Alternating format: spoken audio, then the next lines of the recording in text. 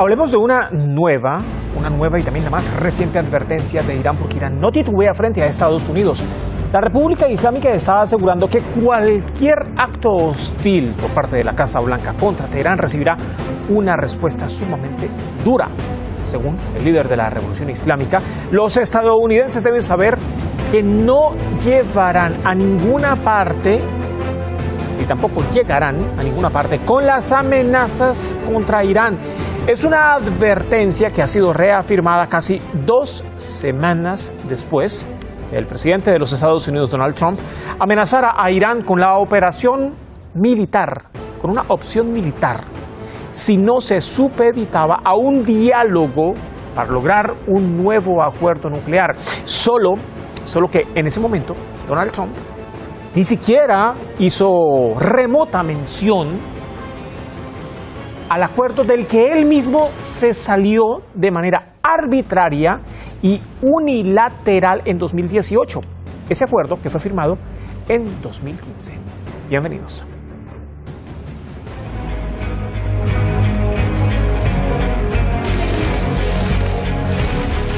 Todo acto hostil contra Irán recibirá una dura respuesta. Es el más reciente pronunciamiento del líder de Irán, el ayatolá Ali Jamenei, frente a las amenazas del gobierno de Estados Unidos contra la República Islámica. Llega luego de la solicitud de la Casa Blanca de un nuevo acuerdo nuclear con Irán, mientras amenazaba al país con una posible acción militar en caso de que no se registrara el diálogo. که در مواجهه با ایران هرگز با تهدید به جایی نخواهند رسید. اونها و غیر اونها بدانند که اگر خباثتی نسبت به ملت ایران انجام بدند سیلی سخت خواهند خورد. Era este el primer mensaje del líder de Irán tras la celebración del nuevo año persa. El ayatolá Seyed Ali Jamenei también ha rechazado las acusaciones emitidas desde Occidente en las que se aseguraban que Irán utilizaba a grupos intermediarios en Yemen y otros países de la región. Reitera que para Irán no es una necesidad. یک اشتباه بزرگی رو سیاستمداران آمریکایی و اروپایی و امثال اینها میکنن با اون این که مراکز مقاومت در منطقه رو اسمش میگذارن نیروهای نیابتی ایران. با اونا اهانت میکنن. نیابتی یعنی چه؟ ملت یمن انگیزه داره. مقاومت ها، مراکز مقاومت در کشورهای منطقه انگیزه دارن. ایران جمهوری اسلامی نایب لازم نداره. نیابتی یعنی چه؟ خودشون هستن.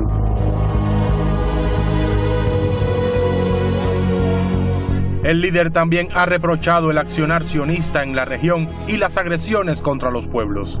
Ha reiterado el contundente apoyo a la causa palestina y a los oprimidos por tácticas de dominación imperial. شک نکنید سرانجام این ایستادگی ها شکست دشمنانه، شکست رژیم خبیث فاسق صهیونیستی. Autoridades iraníes han cuestionado las constantes imposiciones de doctrinas estadounidenses a la cabeza de Occidente para la dominación de la región de Asia Occidental. También reiteran la férrea oposición a los intentos de condicionamientos a Teherán bajo el argumento de la negociación. Es un engaño a la opinión pública mundial, han asegurado desde Irán.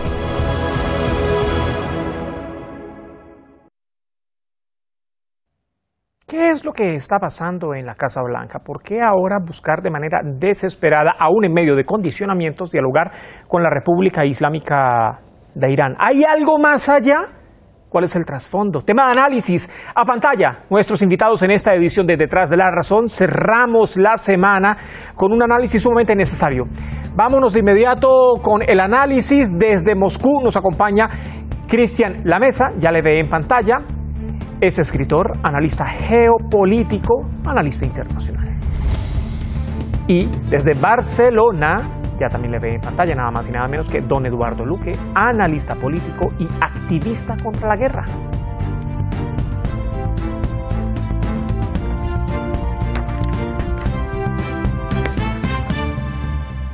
Señores, ¿cómo están? ¿Cómo les va? Bienvenidos, buen viernes para los dos. Encantado de estar con ustedes. No, por favor, a los dos, muchas gracias. Sí, gracias. Encantado de estar aquí, como siempre, en el programa. No, gracias. Gracias, don Eduardo. Gracias, Cristian. Don Eduardo, a ver, ¿qué está pasando en la Casa Blanca? ¿Por qué esa insistencia de Estados Unidos de entablar un diálogo, pero no deja de un lado las amenazas? Y aquí hago hago énfasis, porque en 46 años más de 46 años de Revolución Islámica, Estados Unidos ha mantenido las constantes amenazas y aunque no le han funcionado, aún las mantiene.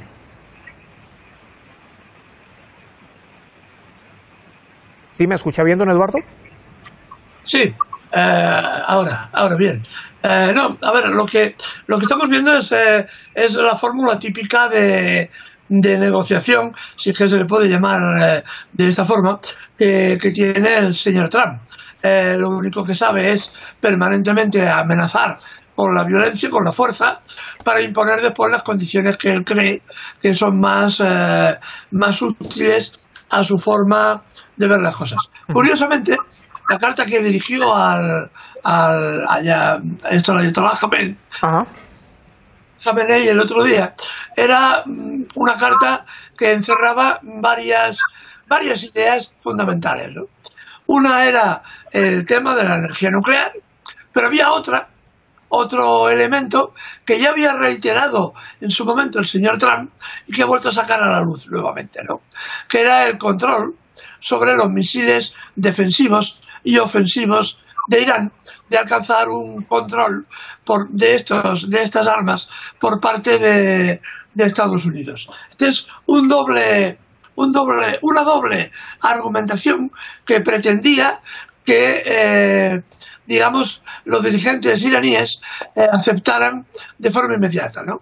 El tema de la reducción o eliminación del procesamiento del uranio enriquecido, aunque estamos de acuerdo internacionalmente que este enriquecimiento sirve para la industria civil y no para la industria militar, como así han demostrado los propios inspectores de la Agencia Internacional para la Energía Atómica, y por otro lado que se negocie la desmilitarización, la capacidad de autodefensa de Irán y la capacidad ofensiva.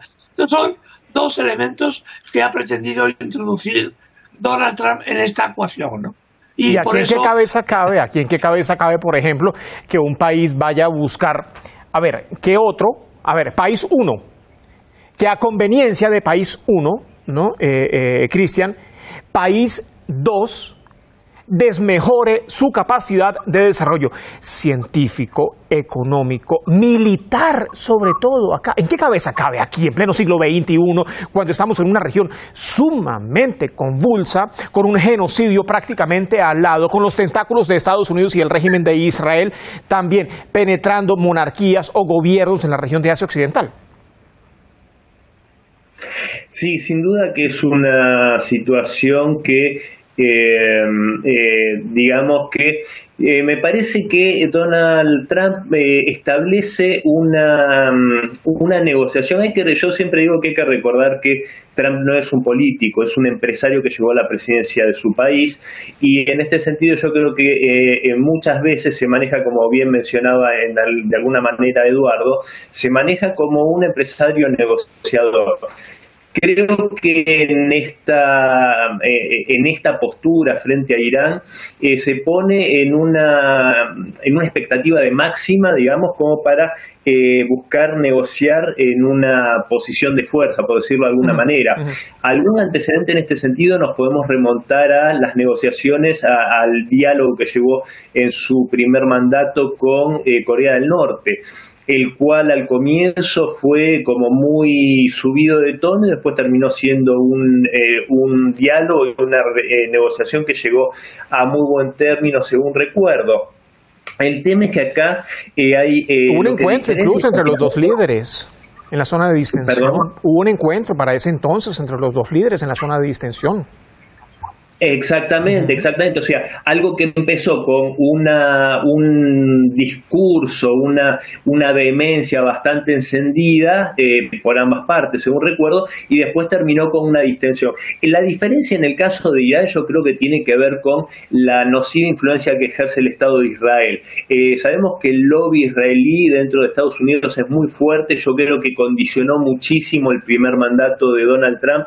Y yo creo que en este segundo mandato va a haber que ver qué postura toma. Yo creo que en ese sentido va a tener que seguir un poco. Ya hubo algún pequeño antecedente cuando reposteó unas declaraciones de Jeffrey Sachs respecto a Benjamin Netanyahu, en la cual era muy duro el estadounidense Jeffrey Sachs respecto a cómo Netanyahu había llevado a los Estados Unidos a un montón de situaciones bélicas que no eran para nada favorables para el país norteamericano.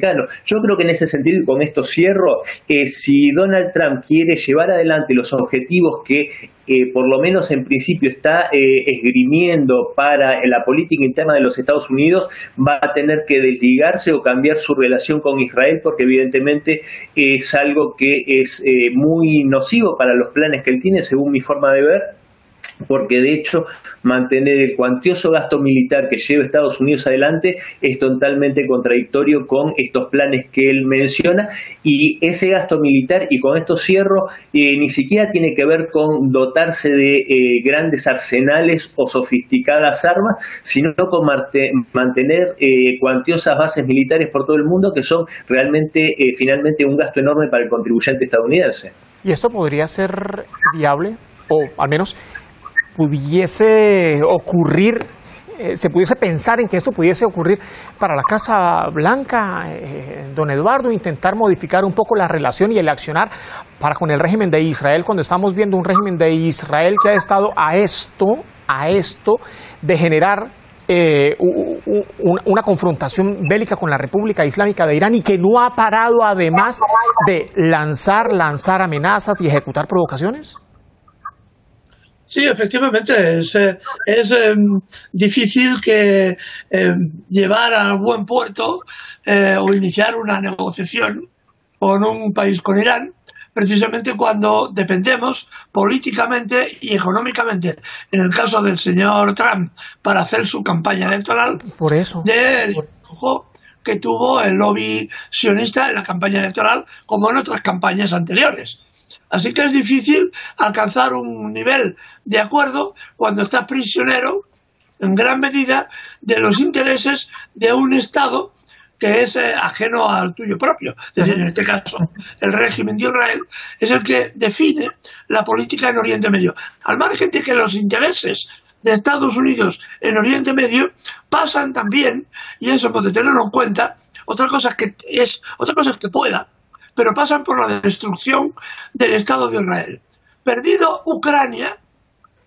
Ucrania y perdida la posibilidad de la OTAN y Estados Unidos de presionar a Rusia en el Mar Negro, puede trasladar esta presión, si consiguiera desarticular a Irán, precisamente poner nuevamente tropas norteamericanas en la frontera, muy cerca de la frontera rusa en el Mar Caspio. Esto también sería uno de los grandes sueños que tiene un sector importante del gobierno norteamericano, que aún sueña con la destrucción de Irán, igual que ha conseguido la desarticulación del Estado sirio. Este es uno de los sueños que tienen un sector importante del generalato de Estados Unidos y dirigentes políticos, ¿no? Han podido destruir al régimen sirio y ahora podrían pensar en la destrucción del gobierno iraní para poder llevar la presión militar a las mismas fronteras de Rusia, cuando han perdido las fronteras en el Mar Negro, perdiendo la guerra en Ucrania. Nuevamente vemos como la guerra en Ucrania se forma, es también un foco muy importante de acción sobre Oriente Medio que no podemos de ninguna forma descartar. Pero acá pareciera, Cristian, que en medio de todo este panorama, incluso con las amenazas que ha hecho Estados Unidos en los últimos días, involucrando a Irán con lo que ocurre En Yemen ya Irán se desligó por completo, dijo no señor, cada integrante del eje de la resistencia tiene su completa autonomía para actuar en función de sus intereses y también en función de lo que consideren necesario para con la causa palestina. Ahora, el tema acá es, ¿se está subestimando desde Estados Unidos la barrera de contención de Irán? Sí, yo creo que, a ver, hay algo que es real y es concreto. Estados Unidos está en una posición de debilidad, aunque esto suene paradójico. Hay que entender lo que yo hablo de una posición de debilidad teniendo en cuenta que es una potencia nuclear. Pero en lo que es su aparato militar convencional, es un país que está en una situación de debilidad. De hecho, el más claro ejemplo es todo lo que demostró durante su mandato Joe Biden. Realmente desnudó a un Estados Unidos realmente débil, y yo creo que en ese sentido Donald Trump, para sentarse en una negociación desde un lugar de fuerza, tiene que sobreactuar esa fuerza. Yo creo que lo que está haciendo exagerarla, ¿no? Y provocarla, tal vez. Exactamente, está exagerando una posición de fuerza porque sabe que está en una posición de debilidad. De hecho, el mismo Donald Trump lo ha dicho. Él dijo: Joe Biden dejó un Estados Unidos débil militarmente y yo ya lo he vuelto fuerte, lo cual obviamente sabemos que es imposible, porque no puede en 2 meses revertir una situación de debilidad que lleva años, porque el declive militar de los Estados Unidos lleva por lo menos 20 o 30 años. Entonces, en ese sentido, yo creo que por eso también lamentablemente, pero en esto no estamos analizando en cuanto al bien o el mal, pero esta posición frente a los hutíes en el Mar Rojo, yo creo que tiene que ver con eso, porque realmente se ha visto cómo justamente Ansar Allah ha hecho correr a barcos de la Marina de Estados Unidos, ha hecho desplazarse fuera de la zona a portaaviones estadounidenses. Sí. Entonces yo creo que en ese sentido, esa es una imagen que por supuesto que Donald Trump quiere revertir, y en este momento, a 2 meses aproximadamente de su mandato, algo más de 2 meses, 2 meses y un día, si no me equivoco, sí, señor, exagera, como vos bien decías, esa posición de fuerza, la cual no es tan real. ¿Qué le es viable ahora, Eduardo? ¿Qué le es viable para Estados Unidos cuando estamos viendo que, a ver, se está comenzando a desligar y a involucrar más directamente a Europa, ¿no? Con Ucrania, contra Rusia, no, arrégleselas ustedes, prácticamente es lo que ha dicho, cuando estamos viendo ahora también que tiene, bueno, yo no sé si acá mencionar el tema comunidad internacional es viable o no, pero cuando, a ver, el mundo popular, ¿no? Popular me refiero a los pueblos, se le ha ido en contra entes de justicia que, si bien pareciera más bien injusticia, pero no han tenido otra opción que también pronunciarse y condenar lo que está pasando en la Franja de Gaza y el completo apoyo de Estados Unidos al régimen de Israel. Entonces, ahora, con todo este avispero alborotado, ¿qué le es más viable a Estados Unidos cuando también pretende crear más confrontación, digamos, al menos en una fachada? Sí, eso es una de las tesis y ahora de esta sobreactuación que decía nuestro buen amigo desde Moscú. Hay una sobreactuación porque la debilidad de Estados Unidos es evidente. Para atacar Irán se requieren muchos más medios de los que ahora mismo puede disponer Estados Unidos, y además necesitaría el apoyo fundamental de los países europeos, que sabemos que están en una absoluta confusión por el tema de Ucrania, y además son incapaces de apoyar militarmente ni siquiera a Ucrania, mucho menos se van a inmiscuir en una operación todavía mayor y de mucho más calado. Así que lo que estamos viendo, esta opción militar de la que habla continuamente el señor Trump, no es sino una cortina de humo para ocultar su propia debilidad y para, sobre todo, hablar a sus votantes, ¿no? Es más una cuestión de hablar que una cuestión de capacidad de hacer, porque esto es evidente. La progresiva debilidad militar de Estados Unidos ya no le permite actuar por sí solo, cuando quiera y donde quiera. Recordemos que para poder atacar a Irak necesitó años, muchos años, de debilitamiento del gobierno iraquí y necesitó centenares de miles de soldados para derrotar a un ejército que tenía muy poca capacidad de defensa, cosa que no es así al ejército iraní. Lo que va a intentar Estados Unidos, lo que ya ha probado en otros países, es generar más revoluciones de color. Es decir, intentar la implosión de un gobierno desde dentro, creando un malestar artificial. Golpe blandos. Que genera. Golpe blandos. Golpes blandos, efectivamente. Esta es un poco la filosofía frente a la incapacidad de imponerse militarmente. Sí que se pueden utilizar los golpes blandos que ya han intentado usarse contra el gobierno iraní en un pasado no demasiado lejano, por cierto. ¿Y este tema de los golpes blandos no le puede ir más bien en contra a Estados Unidos, Cristian? ¿No se le puede más bien generar una revolución en contra, pero en suelo propio?